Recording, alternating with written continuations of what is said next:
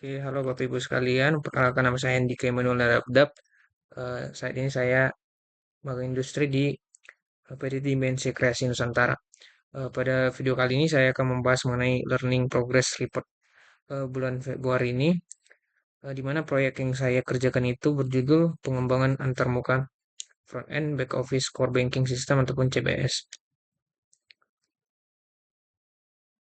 Oke, yang pertama adalah saya akan membahas mengenai informasi umum daripada proyeknya. Eh, Berikut saya terangkan informasi terkait mentor dan juga supervisor saya dan juga CEO-nya, COO-nya. Kemudian untuk periodenya itu sekitar 24 minggu untuk mengerjakan proyek ini. Berikut adalah latar belakang dan juga tujuan daripada proyek ini. Yang pertama itu latar belakangnya. Jadi sistem di startup kami itu sebelumnya itu menggunakan konsep yang modular, kemudian dia beralih ke konsep yang microservice, di mana ruang lingkupnya itu merupakan dia ini adalah BPR. Jadi strategi yang digunakan itu adalah DOTS ataupun Digital Microservice Transformation Strategy. Untuk tujuan daripada proyeknya itu, yang pertama adalah membangun terbuka back ataupun back office yang responsif dan juga user friendly. Kemudian adalah menstandarisasi daripada desain antarmuka daripada si pengguna dan memastikan bahwa sistem mampu berkomunikasi secara efisien dengan menggunakan layanan backend microservice-nya juga. Untuk skopnya itu sendiri, yang pertama itu adalah target pengguna. Karena sebelumnya itu eh, antarmukanya ini ditujukan back office. Jadi untuk penggunanya ini adalah pengguna-pengguna internal ataupun staf operasional daripada si DKN itu sendiri. Selanjutnya untuk fokus pengerjaannya itu untuk kedepannya kami akan melakukan slicing untuk user interface-nya, kayak menerjemahkan daripada desain ke code-nya. Kemudian untuk manajemen dan juga integrasi sistem autentifikasi daripada si pengguna. Kemudian untuk penyambungan daripada endpoint data dari backend. Untuk modul utamanya, karena ini membahas mengenai bank, jadi modul utama ini banyak berkaitan dengan finance. Jadi di sini ada loan transactions, accounting, clients, dan juga deposit, supaya navigasinya itu lebih terancang untuk konsepnya itu bagaimana flow-nya. Kemudian di sini juga kami menggunakan referensi DB diagrams yang sudah dibuat oleh mentor dan juga COO saya. Kemudian untuk desain daripada navigasinya itu kami banyak melakukan komparasi, salah satunya komparasi daripada fastbds.com dari Bank Mega. Kemudian untuk arsitektur dan juga teknologi yang saya gunakan, frameworknya itu ada Next.js dan juga menggunakan library daripada Shadcn untuk membuat user interface-nya. Mana yang pastinya itu ini tuh mempercepat proses routing dan juga proses styling daripada antarmukanya. Kemudian juga dapat menjaga daripada konsistensi daripada desain aplikasi secara keseluruhan. Untuk gRPC ataupun protokol yang digunakan yaitu di gRPC untuk komunikasi daripada sisi backend dan juga front end-nya, di mana yang pasti itu untuk memastikan performa yang cepat dan juga aliran data yang aman, karena ini berbeda dengan yang sebelumnya kami pelajari di kampus, di mana dia tidak mengembalikan JSON, jadi dia lebih aman dari phishing dan juga kerentanan lainnya. Nah, untuk autentifikasinya sendiri juga kami menggunakan Keycloak, di mana sebenarnya Keycloak ini banyak disetting di bagian sistem lainnya itu, di mana itu yang disebut dengan BDS, Branch Deliver System. Jadi konsepnya itu nanti pada saat user itu login, dia akan diparsing ke halaman daripada si Keycloak itu. Dan jika lo kayak misalnya dia memenuhi ataupun semua syarat-syaratnya itu sudah terpenuhi, maka akan diparsing kembali ke sistem kami sendiri, yaitu sistem dari CBS, supaya jadi konsepnya itu supaya dia lebih aman.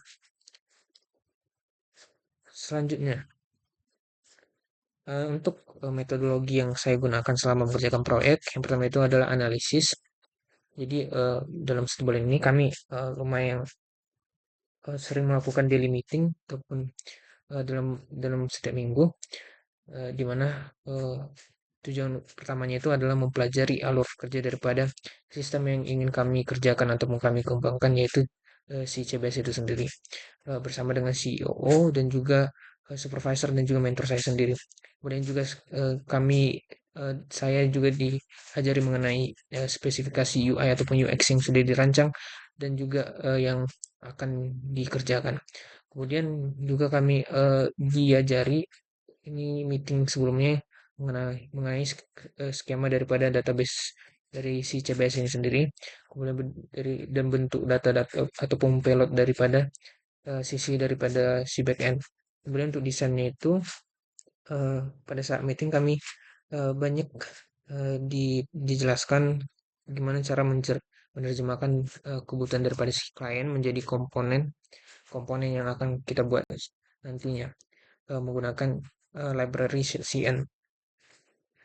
Selanjutnya untuk konstruksinya, kami pasti akan selalu melakukan proses slicing UI karena role saya ada front end dan juga bagaimana mengimplementasikan sistem keamanan yang sebelumnya sudah saya bahas dan juga mengintegrasikan daripada protokol yang juga sebelumnya sudah saya bahas.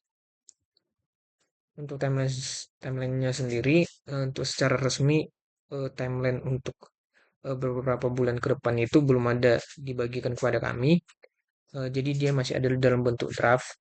Jadi untuk fase kedua ataupun untuk bulan depan itu kemungkinan besar akan dimulai dari mulai initial project di sekitar tanggal 5 Maret. Nah, untuk bulan Februari pada fase satu saya masih disuruh untuk cloning repository daripada GitHub-nya untuk join daripada GitHub pengembangan GitHub untuk dari sisi front end-nya. Kemudian karena sebelumnya pada daily meeting itu kami sudah diberitahu mengenai tools yang digunakan dan juga kenapa tools ini digunakan. Jadi kami lebih lebih disuruh pada bulan ini untuk eksplorasi daripada tools-tools tersebut. Kemudian untuk stand up meetingnya itu yang pasti kami selalu diajarkan tentang workflow-nya. Terlebih karena sistem daripada CBS ini cukup kompleks, jadi kayak dibutuhkan beberapa kali meeting untuk dapat memahami konsep daripada si CBS ini sendiri. Berikut saya lampirkan deliverable dan juga dokumentasi saya selama sebulan ini. Jadi berikut adalah draft daripada desain daripada si CBS itu sendiri. Jadi di sini ada beberapa navigasi yang sebenarnya navigasinya ini akan banyak diubah. Di sini banyak kayak service-servicenya yang bersifat finansial dan juga non finansial. Di sini banyak tersimpan data klien. Jadi kayak alur transaksi dari tabungannya itu pada saat dia kayak menabung ataupun melakukan pinjaman di sini terdapat. Jadi lumayan sangat-sangat sangat-sangat privacy. Makanya konsepnya itu adalah back office. Jadi tidak semua orang dapat mengakses sistem daripada si CBS ini sendiri. Berikut adalah bukti bahwa saya sudah melakukan cloning daripada si GitHub dan juga sudah join daripada GitHub jadi di sini ada .cbs v2 untuk front end. Jadi di sini adalah saya dan juga mentor saya. Kemudian di sini adalah bentuk daripada DB dari si CBS itu sendiri. Kemudian di sini adalah salah satu komparasi daripada untuk pengembangan navigasi kami. Di sini kami ada banyak komparasi kayak navigasi daripada bank lain. Misalnya di fastbds.com ini di sini kami banyak mengkompor navigasi yang digunakan oleh salah satunya itu adalah Bank Mega. Harapannya supaya navigasi yang kami ciptakan nantinya itu lebih simple dan juga lebih mudah digunakan oleh user.